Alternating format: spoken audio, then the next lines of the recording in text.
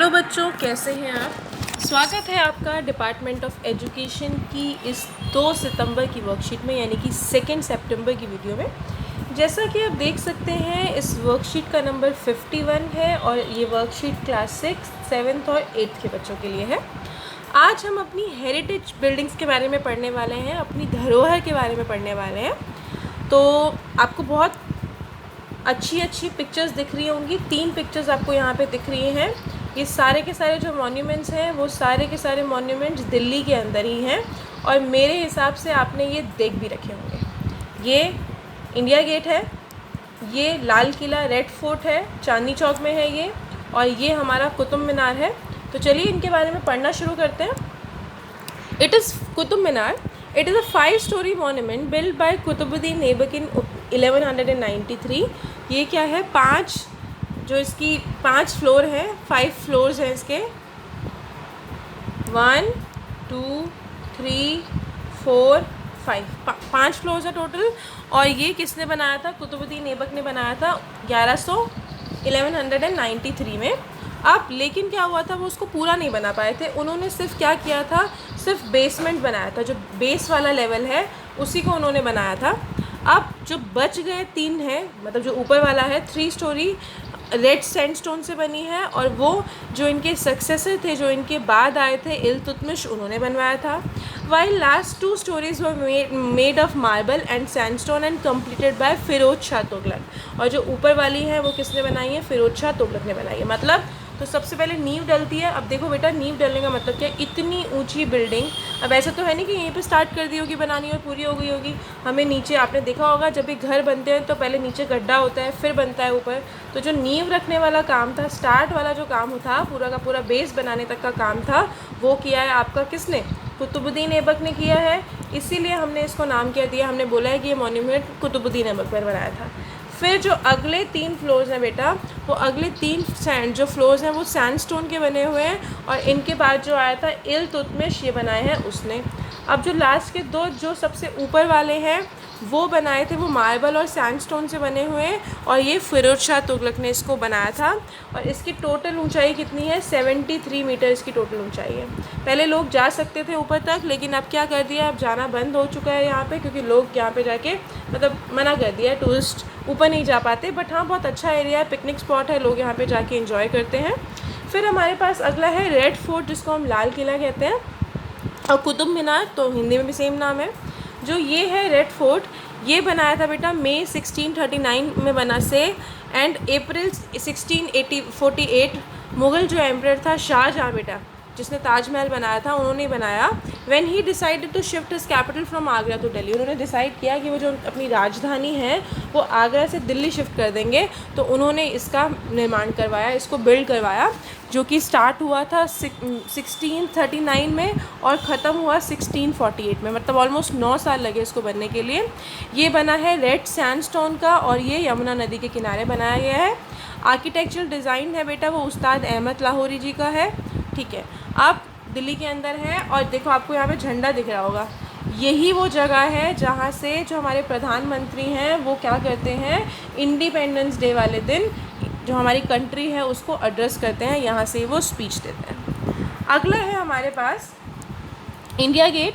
It is a war memorial in honour of soldiers of British Indian army who died between 1914 से 1921 including first world war. ये एक memorial के तौर पे बनाया गया, एक मेमोरी या यादगार के रूप में बनाया गया है। किसको देने के लिए, जो ऑनर्स थे, जो ब्रिटिश इंडियन आर्मी में काम करते थे, जिनकी मृत्यु हो गई थी, जो शहीद हो गए थे, कब, 1914 से 1921 तक। वर्ल्ड वॉर इसमें इंक्लूड होती है, वर्ल्ड वॉर के अंदर भी, क्योंकि आपको पता है, क्योंकि यहाँ पे ब्रिटिशर्स का शासन था, तो ब्रिटिशर्स का शासन था, तो यहाँ से इंडियंस भी गए थे लड़ाई लड़ने के लिए, तो वो तो किसके अंदर आए थे, उस टाइम पे तो उसको ब्रिटिश इंडियन आर्मी कहते थे।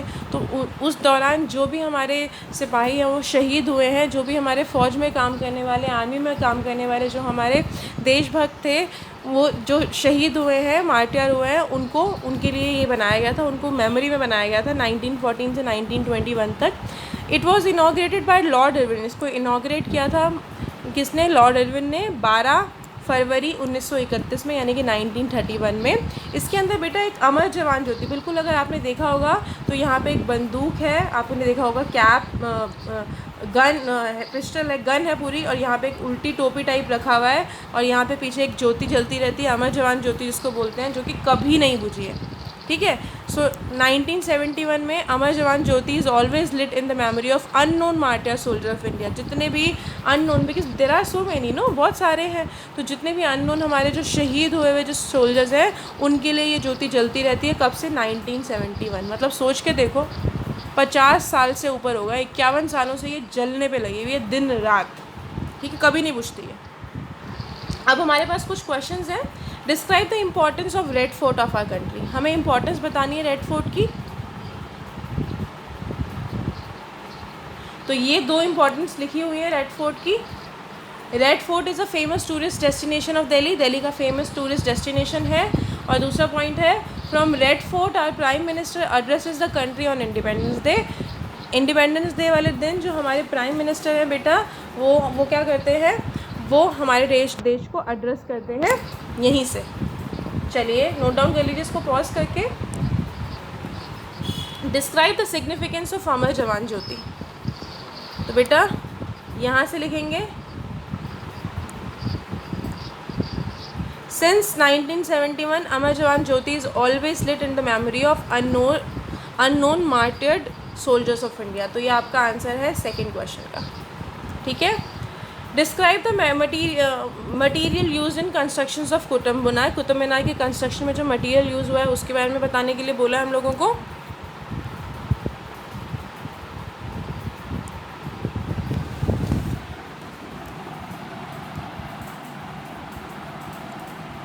Three story made of red sandstone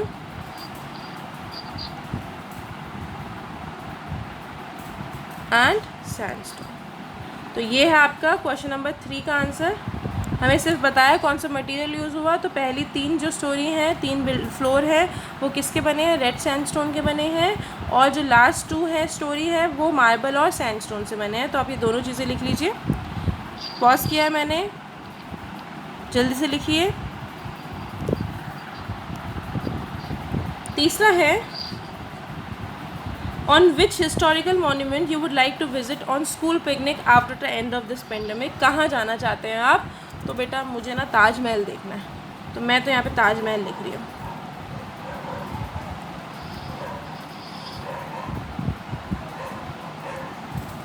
Taj Mahal के अलावा और कहाँ जाया जा सकता है?